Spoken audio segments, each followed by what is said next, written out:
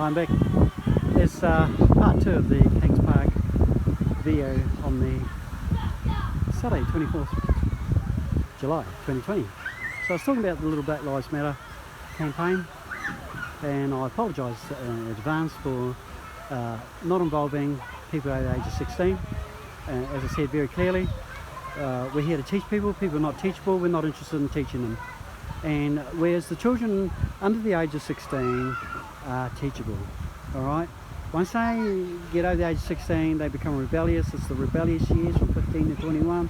They rebel. They're not interested in listening in a lot of cases, particularly if they're into the rebelliousness and they're unemployed, you know, got no future. So they go out and rebel because they've got nothing to live for. Use the drugs, and they use things like meth, and they get themselves into trouble, or they punch someone else and end up in jail, or steal a car and crash it. These are things we've got to prevent from happening. So we are not interested in people who are not interested in learning about sustainability, and particularly we're not interested in people who are racist, right? If you're a racist, we'll find out whether you're racist by just some of the comments you make. And you know, I showed one racist person. I said, look, we have this website, this YouTube platform called Little Black Lives Matter too. And being a white Australian, what he said to me was, little black lives don't matter. How's that for a response? Right? And after the Black Lives Matter rally we had in the city, I told this woman, white woman, about, you know, all the white people that walk past that little Aboriginal tribe who froze to death in the streets. And she said, well, we don't pick up black people. There you go. So what do you do in a society full of racists? Well, you don't let them in the house, because that cause trouble from a social perspective. So, and I just want to finish off here to let people know that we are here for the children. We are here to educate children from 6 to 16 in our happy training curriculum, which will be going through schools all around the world. Not only that, to the remote indigenous communities throughout the frontier and emerging markets, particularly Africa, India and South America. We'll be sending in what we call dynamic primary schools. These are delivered in a container, shipping container with all the panels in there. Instead of it being a house like we normally have, it's a school with a large area for the school itself, the classroom. And in there we have all the VR, AR technologies for the children, all done through live streaming through to Perth here, where we educate them in primary school education. Now the VR headset has a computer in it, so the teacher in their community who speaks English can translate it into the first language of the children. So the children are taught the same high quality education they're taught here in Australia. We'll pay big money to bring in the best educators to teach the children, live stream it out to all the communities. Also, our website is a massive website with a massive back-end infrastructure. It took 3 years to build in India. It's a translation website with we're recruiting 6,000 translators and to cover 2,000 different languages, so that my speaking here to you right now will be translated into 2,000 languages, live streaming in VR. How's that? So we can give you news from all around the world in your native language. That's a translation website. If you want to check out a really good translation website, which is the world's most advanced website on the planet, it's a translation website, transforms itself into 940 different languages, I think up to 1,000 now, languages. And that's jw.org. That is a translation website. Now ours is designed to do 2,000 different languages and live streaming, right, in virtuality. So the translation website opens up our target audience from 11% of the world population speak English, the rest speak other languages. So through having the translation website and live streaming,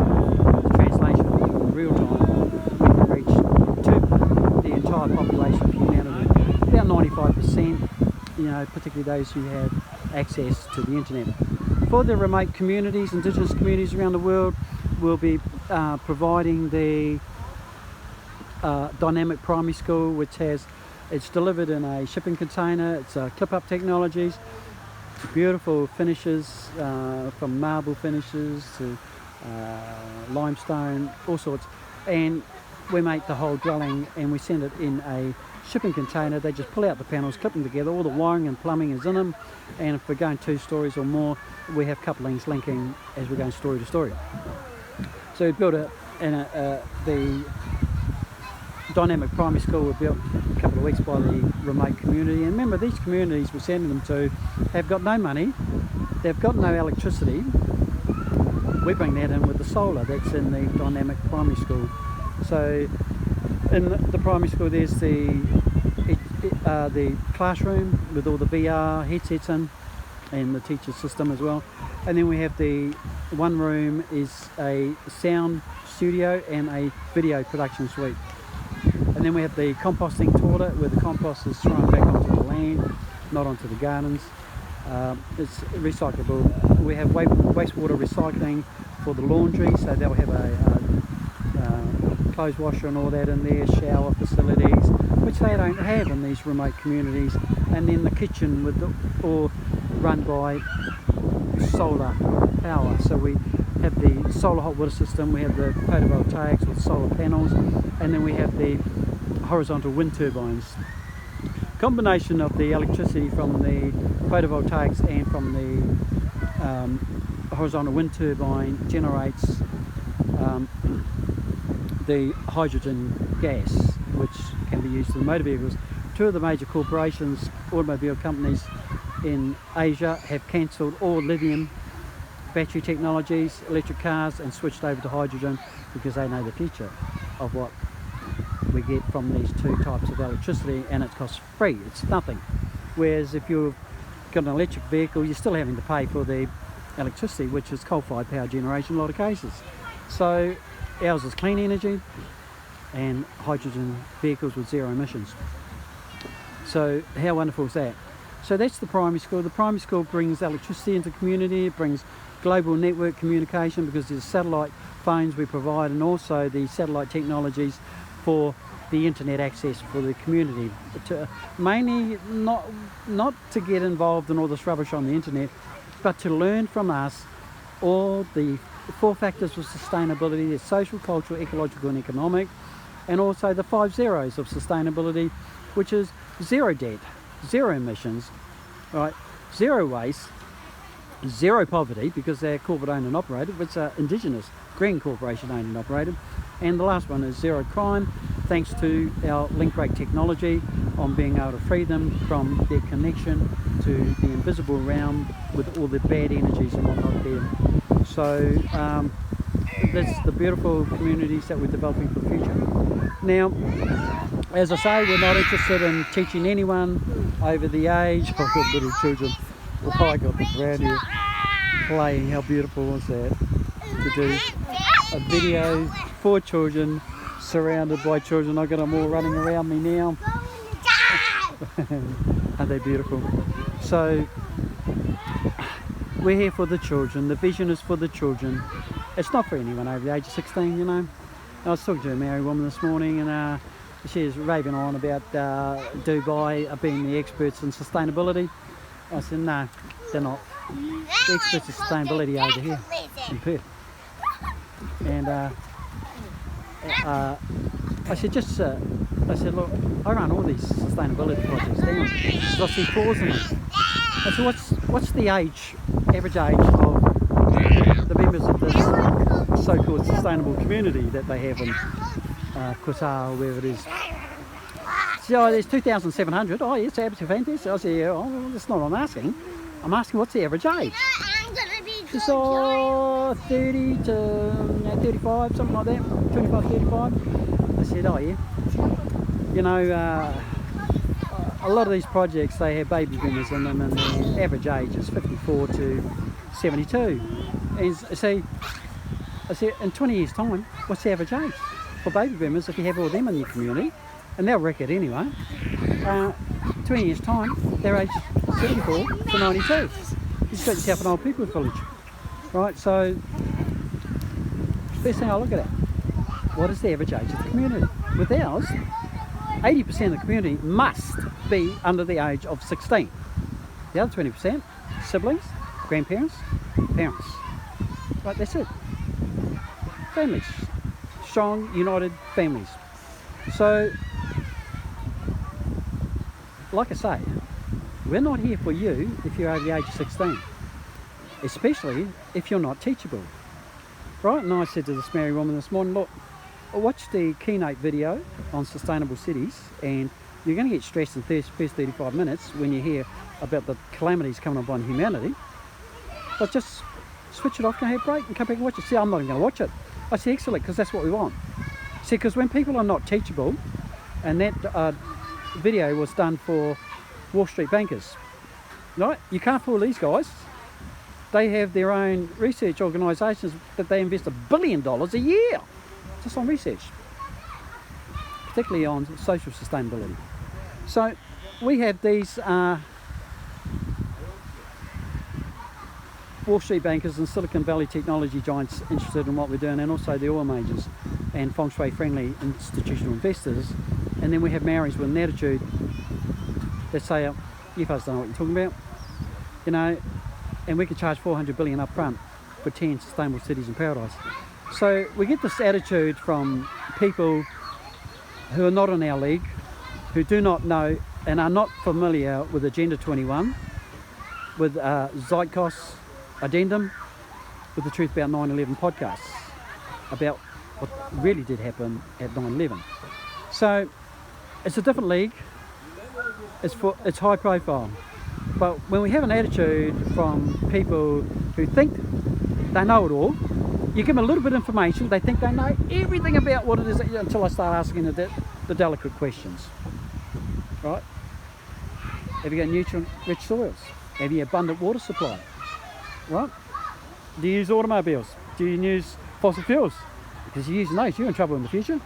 But you see, when they're not teachable, when they're know-it-alls, when they are like the people I talked about in that prophecy I read before about our time period, those are the people we got to deal with. Haughty, blasphemous, not open to any form of agreement, slanderers, betrayers. That's what we're dealing with. Our little children like that? No. So why muck around with the older generation? We can work with the younger children and provide them with the most magnificent entertainment, because we're having 6 buses, mobile command centres. I'm following the Air Force systems, and on the first bus will be mine with my team, personal assistant, driver and all that. Luxury bus with all the, there's a bar on board, there's all the lounge suites and all that, there's all the office technologies and stuff, there's a double bedroom down the back, there's a toilet downstairs, and all the satellite technologies and everything else. So as we're travelling, second bus is Dion Joseph with all of his Noongar people who are working with him, personal assistant. Third bus is our hip-hop rappers and our dance troupe, hip-hop dance troupe, and then also they do all the freestyle rap and everything else wherever we go. And then we have on the next bus is all the IT experts and the VR technologies, and also the 360-degree cameras, and also the video production experts.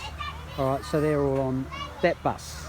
And then we have another truck that has all the costumes and everything for the dance troops or anyone else, and also one with all the, it's a mobile entertainment centre, horse float, that the doors open and then we put out the portable dance floor, do all the hip hop dancing and everything else. They go ahead of us, set up down the Fremantle markets if we're going down there to do a production or something, or if we're going out into the wilderness, they'll go ahead of us and set everything else, and we just do all the dancing and singing, freestyle and everything else in these different areas, or beach precincts that we go to. So, or when we're going out and rescuing the children from off the streets, they'll do the video productions and the children tell their story. Yeah, beautiful stories, humanitarian base. and also environmentally based because we have the sustainable villages in Paradise. We're building 10 of them. We were only building 5 because it's all part of the Global Centre for Sustainability, with a sustainable city, with a 5 sustainable villages with different indigenous cultures living in. But we chopped that, switched to 10 sustainable villages to start with, to get these children off the streets, rescued, rehabilitated and relocated back to country, back to wilderness areas. There's 2 wildlife corridors going in, one linking the ranges to our property and another one linking our property down to the river, because they cleared all the bush around us and left our wilderness area without animals access to the river or to the ranges. So that's going. Also a wildlife rehabilitation centre stuck on top of the amphitheatre where we're doing all the concerts, so that we can monitor the behaviour of the birds during the concerts. If the birds are flying into the nets, it's their upset. So if they're upset, then so are all the wildlife in our beautiful retreat. You know, it's a pristine wilderness area. It's like a mini national park. It's privately owned. So if the wildlife are upset, and each one of these concerts, by the way, live streamed to 100 million people minimum, generates $3 billion for 2 hours. Cost of about $450,000 all up to run these concerts, and then the fees to the superstars that we bring in or we create. So that is the project, and we're very choosy who we work with. At $3 billion per concert, we're running 6 concerts per weekend. That's $18 billion a weekend. That's a lot of money. That's more than what they make in these mining companies over a whole year. We make that in 2 hours. This is the future of VR, AR technologies and hologram technologies. All right, and we're way ahead of Snoop Dogg and everybody else that's moved into the VR live streaming of music concerts, because we have an amphitheatre which has Majestic 3D surround sound, which blows everybody's minds. So that's where we're coming from, and we're here for the children. We're not here for anyone over the age of 16. I want to put you that straight. If you want to know the information, a lot of people will be interested in the link break technology, where we can permanently eliminate all forms of mental and emotional disorders, severe and significant mental health disorders, and tried and tested over 20 years. So we know what we can do, and with that technology we're able to prevent crime from happening, because we can have the most violent, cruelest person, and in 45 minutes he's not violent anymore. He's free. He's free from the link to the evil energy that was causing him to behave in this way. He's free. His whole body changes in the next 48 hours as all the cells rejuvenate and rebuild, because all this energy has been pulled out of his body, all the bad energies. So this is what's involved. That's the number one technology. It's very tightly kept secret, and we don't need to tell anyone how it works, and we have no intention of telling them. As long as we have this technology, we can get a 0 crime rate. Now in the future, your cities are going to be plagued by crime due to the 25%. If you're living in a city like Perth, 25% of the population here in the next 12 months is going to be homeless. Right? The banks are going to foreclose because 40% of the homes here are under mortgage, and another 25% are renting. That's 65%. Now, when the domino stock market crash happens in the next few weeks or so, 80% share market wipeout, 2 out of 3 people employed today will be unemployed, according to Harry Dent, world #1 stock market analyst. So when that happens, you got a massive homeless rate. We go from 9,000 homeless here in Perth today to 500,000. There goes a skyrocketing crime rate due to increase in homelessness. It's going to be the same in the United States. They'll have about 50 million homeless. New Zealand will have 1 million homeless. Right, so you can look at 25% in the high-end nations, and that's what Harry Dent said. It's the high-end nations that are going to wear it, because their dependence on petroleum and automobiles, and the price of fuel is going to skyrocket, and when that skyrockets, so does the price of food that's going to be out of the reach of the common people, and therefore the crime, the violence is going to escalate around food, and the drugs are going to multiply and increase. The society is going to be far more violent that we live in, and you got add to that the coronavirus, and then so also the 2020 petroleum crisis, and also the civil war in America, which is coming this year. So all these things add up, but the only real economically viable solution to all these problems, from coronavirus pandemic to crime and violence, drug use, all the child sex crimes that have been happening, the only one solution is get the hell out of here into the beautiful, remote and isolated, pristine wilderness areas of the frontier and emerging markets, into what we call micronation based safe nations, zero emission economies, where we use no fossil fuels and no automobiles. And we do what we call engineered migration initiative. So we engineer the migration, it's organised and it's controlled, of moving large, massive populations out of the population centres from around the world by educating them through the Little Black Lives Matter website when it goes online. Right? When it goes online, well, we built it, I took it offline, and now we're going to change the content and put it back online with everything automated. All the videos will be automated, whereas at the moment nothing's automated. We set up the new Little Black Lives Matter, and the comment was made this morning, well, you haven't got many followers on there. I said, well, no, just because we tell them don't subscribe, download the videos and upload to your own digital device. Download to your own digital device, upload to Facebook, and you tell the story. We'll teach you how to make a lot of money out of it, right? If you do what we say. But if people don't want to do what we say, that's good too. See, because the children will. The children will do it. And you've got to remember, I read that prophecy before, children are disobedient. A beautiful thing about the children is that it's about 12, 13 or 14, under that age group, they can hear a certain decibel that we can't hear, adults. But the children can hear, so they can put their phones on that and know someone's ringing them, but the stupid adult parents can't. So they're also being disobedient around the world, and I'll tell you why. There was a survey done in the UK, right, to school children 6 to 16, which is our target market. And in interviewing the children, they found that 53% of them were waking up 10 times a night to check their social media platforms. 10 times a night. And they were had something like 200 text messages in the morning. So these little naughty little tabbies were up all night.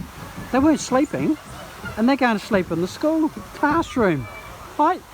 Going to sleep, and the teachers can't figure it out, and the parents can't figure it out either. But it's because the children are actually up all night driving social media. So who's driving social media? It's not all these old goons called baby boomers or X-Gen or Y-Gen. No, it's the digital generation, 6 to 16, born after the 1st of August 2003. So if you're born before 1st of August 2003, we don't want to talk to you. We're not here for you. We're for the ones born after that age group, who don't have a damn attitude, who are not addicted to smokes, drugs, alcohol, gambling, gaming, and the list goes on and on and on. And that's why we prefer to work with the best generation in human history that we call the DigiGen. DigiGen stands for digital generation. They were raised with digital technologies, right? They didn't learn it like the other generations before them. They were raised with them. You know, you see little 12-month-olds, man, they know how to use a mobile phone at that age. So This is the beautiful generation that we deal with.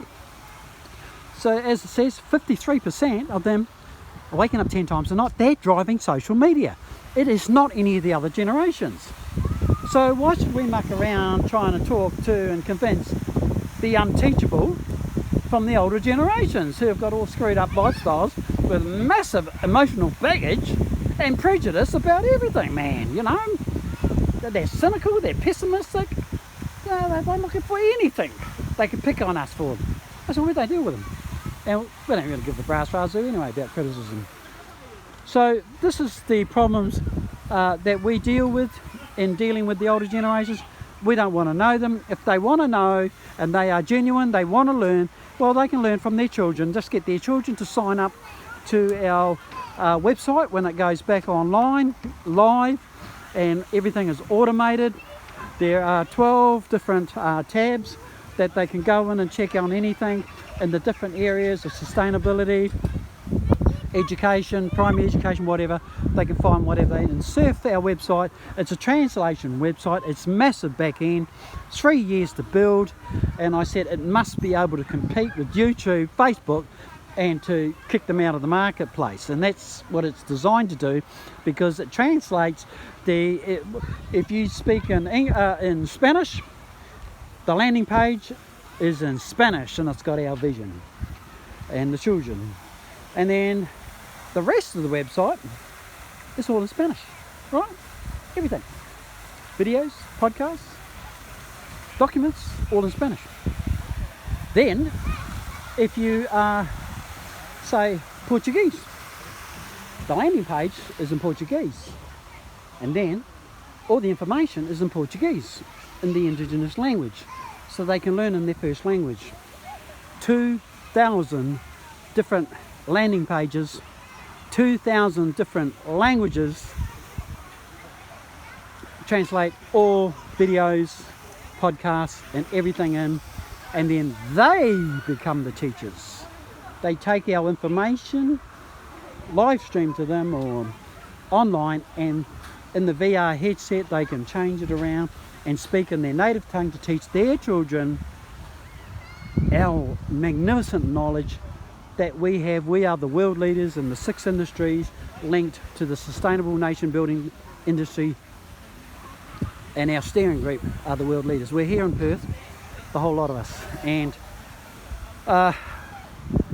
we did a 30-year innovation phase to bring our sustainable nation building industry, safe nations, zero emission economies to the market. We're now in what we call the early adopters phase, promoting it through to the big tech companies and Wall Street, who are happy to put up $400 billion up front. It will cause their stocks to skyrocket. The stocks will skyrocket.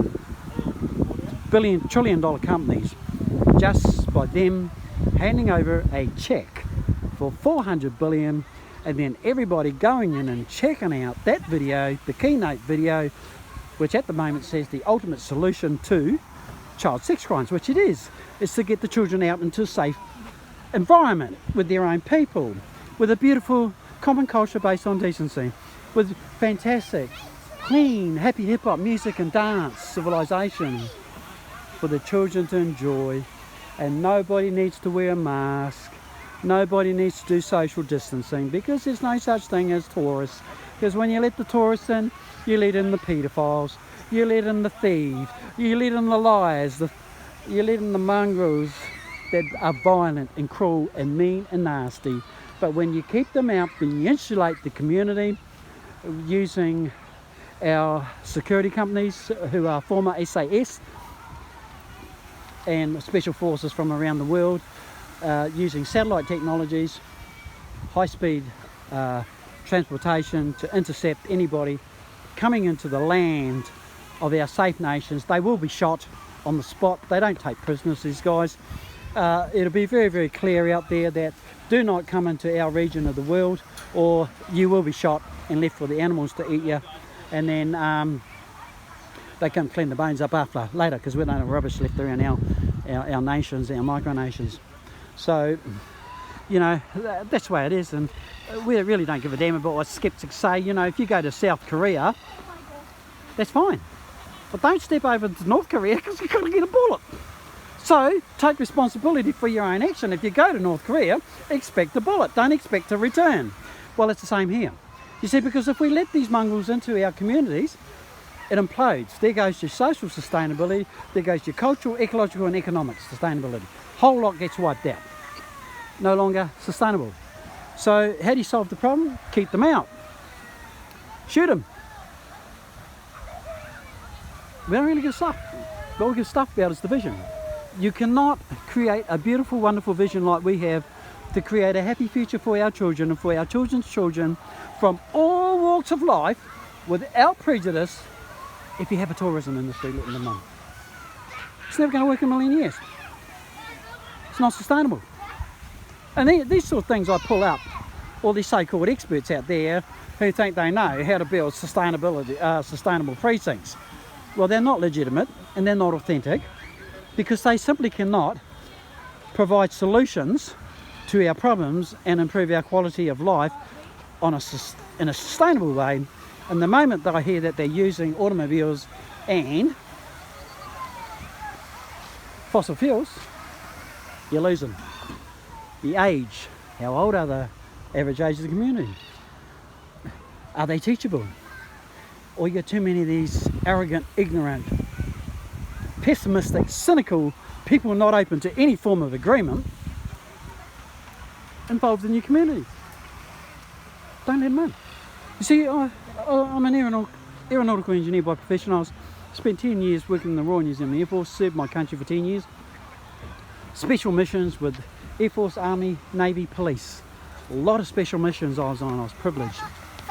And you know, as an engineer, I was a top engineer in the Air Force, so it was sad to see me go, and they kicked up a real stink about it, the high command. So, and they wanted to know why I wanted to get out, and they forced me to go on special psych tests and all that because they thought I'd lost my marbles. But then the psych said, oh no, you're the smartest person in the Air Force, mate, you know where you'll go. I'm going to give you a good report. You give me the good report and voila, fabulous report, and I got out before my time of 12 years. So, but in there, as an engineer, we're only engineers, whether you're mechanical engineer, automotive engineer, aeronautical engineer, and engineers only do two things. Right, number one, we prevent things from going wrong, and number two, we cure the cause of the problem. If there's a problem, what is the cause? Well, it's all these people sneaking into our community, and among them are the pedophiles and the thieves and the drug dealers coming into our community as tourists or business people. The cure cause the problem, what's that? SAS, blow the brains out. Because they were warned not to come on land. Right, there's that, set the rules, apply it. You get your brains blown out because you took a risk going onto a land where you were told not to come onto because we don't want all the scum of the earth coming into our communities and bringing the coronavirus with them, or Ebola or HIV/AIDS. That's how you keep them out. Cure cause problem. Right, and the other thing engineers do is we prevent problems from happening. So we don't use any automobiles and we don't use any fossil fuels, so we're not going to have any problems when the oil price goes below $10 and the whole petroleum companies go bankrupt and the price of fuel skyrockets. So we're preventing that from happening by not having any automobiles and having any fossil fuels. Prevent things from going wrong. We prevent violence and crime and all that by not bringing the violent people into our communities. Prevention, prevention, prevention. This is what we had in the Royal New Zealand Air Force, so our planes didn't drop out of the sky. We prevented things from going wrong. Proper maintenance systems, checks upon checks upon checks. So I've implemented a lot of the Royal New Zealand Air Force recruitment and engineering systems to streamline the quality management of our organisation from top to bottom, right, and to ensure that we do have legitimate and authentic sustainable precincts. 4 factors of sustainability: social, cultural, ecological and economic. Without the social, you cannot it is impossible to get the cultural side right, the ecological side, or the economic side. We cover that in the video, the keynote video. Also, we cannot get the 5 zeros of sustainability, which is zero debt, zero poverty, zero emissions, zero waste, and zero crime. So these are the legitimate and authentic sustainable precincts of the future. Anybody else claiming that they have that, I would like to come and have a look at it and do an assessment on it, and I'll put them straight as to whether they are legitimate and authentic. And I'll be zooming in on the age, I'll be zooming in on the ecology side, what the ecology is like, what the impacts for the future of climate change impacts. Are they ready for that? You know, these friends of ours are doing projects in Africa. Now they've got all the locusts coming through. They didn't see that one coming, did they? So, yeah, you got locusts. How do you produce your food? You bring your food in. That's not sustainable. So these are the dynamics of sustainability. The world leaders in sustainability are not overseas. They're not in Arabia or just because they got all the money. No, we're here. We're here. We're all loyal friends. We work together.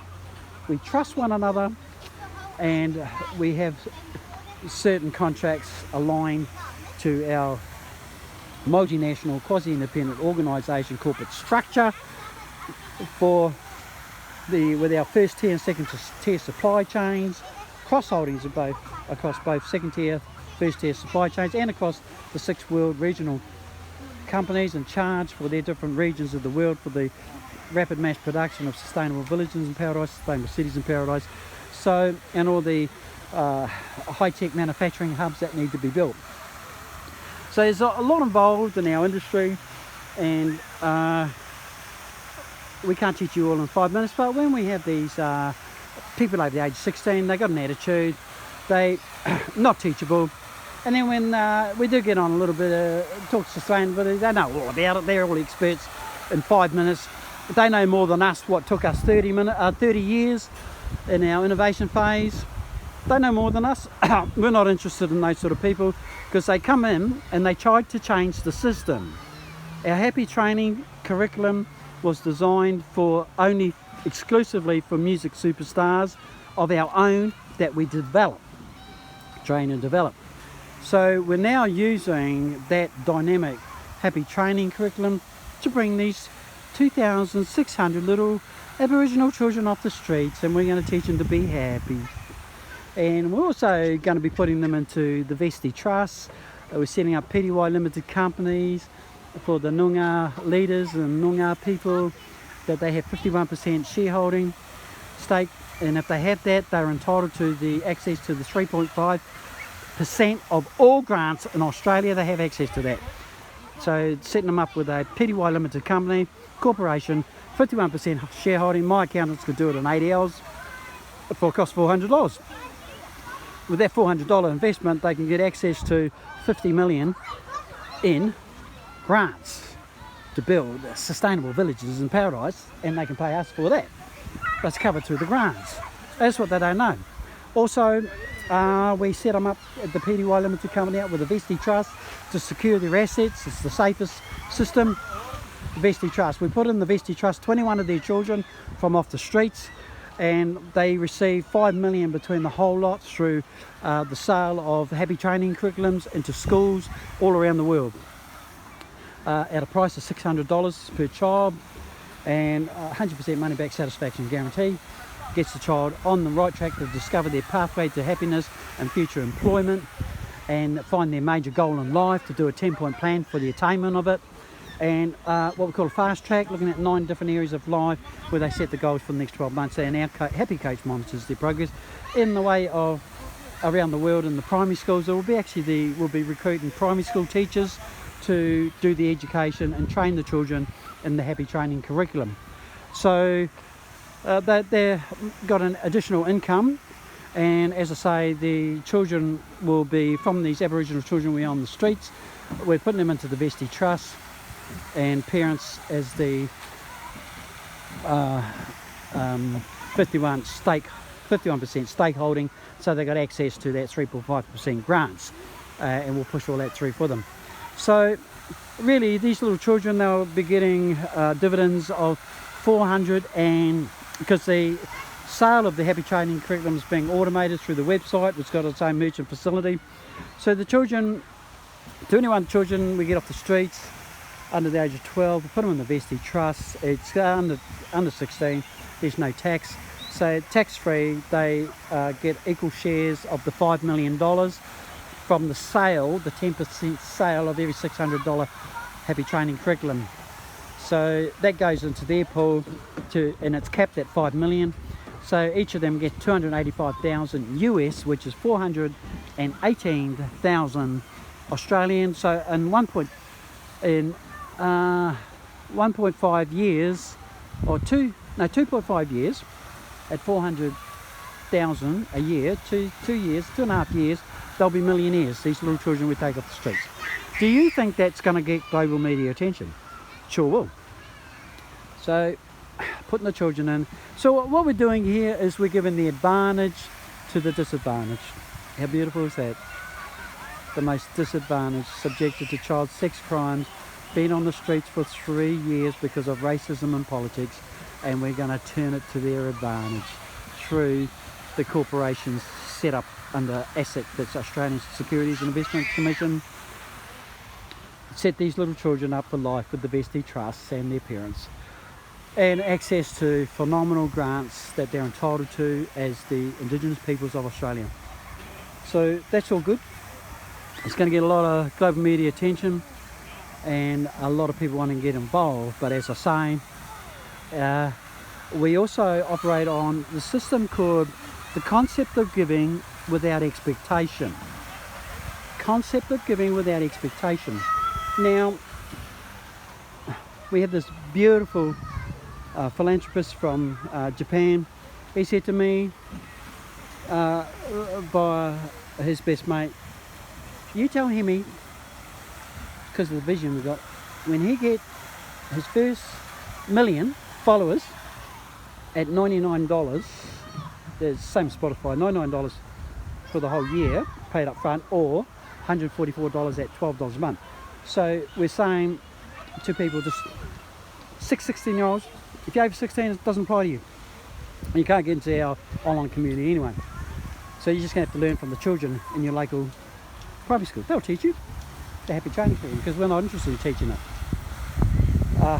with people with attitudes or addictions. So, and we want the children to become the teachers. So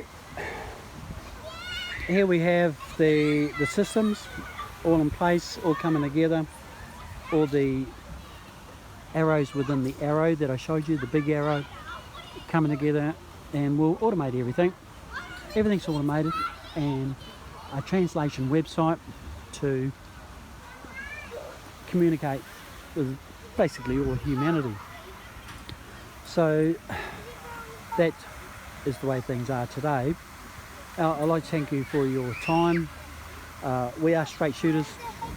You know, I'd rather deal with a criminal, you know, underworld figure who's a straight shooter if I was doing something illegal, because I know that if I do something wrong, he's going to blow my brains out. If I do something right, he's going to look after me. That's the way it is. If you do the right thing, if you're a straight shooter, you say these are the go and the no-goes. Everybody sticks by the rules. It works. But when you've got people coming in and doing the dirty because they're treacherous pack of dogs, then you've got a problem, haven't you? So we don't want problems, we prevent the problems, and the best way to prevent the problems, don't let anyone into the online community over the age of 16, because we don't need them, because there's 2 billion children under 16 all around the world, mostly in Africa, India and South America, and that's our target market. So there you go, gone 44 minutes, a little bit too long. So in taking action, the action we want you to take, just follow us, watch the videos, don't worry about signing up if you're over 16, because it's not going to work. We're not your business. But watch what we're doing, because later on we will open it up to the rest of the planet, to the older generations, on very, very strict terms. And the name of the game is to get rid of people, not to bring them in. That's it. So thank you for your time, and this is me over and out. Bye for now.